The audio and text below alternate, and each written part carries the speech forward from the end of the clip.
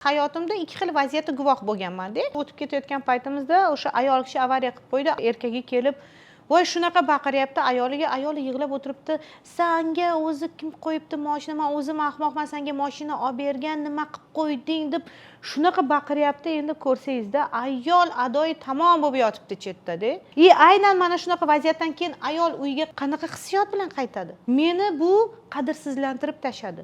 Menga himoyani bermadi deydi. Uyimizda oldida shunaqa vaziyat bo'lgan. Ayol haqiqatan ham strechkaga chiqib shunaqa yomon avariya bo'lgan. Erimga telefon qilingni iltimos qildi. Chaqirdik erini. Nima bo'ldi? Tinchlikmi? Ayolim yaxshimi? Eng muhimi shunisini ayting. Ayolim yaxshimi deb so'rayapti-da. Besh ketdi bunaqa erkakka. 7 minutda uchib keldi-da o'sha erkak. Uchib kelganidan birinchi ayolni oldiga kirib, "Yaxshimisan? Hammasini hal qilaman" deyapti-da. Ana qarang sizga himoya. Mana bunaqa vaziyat erkakni boshqalarning oldida ham, ayolning ko'zida ham hurmatini oshiradi.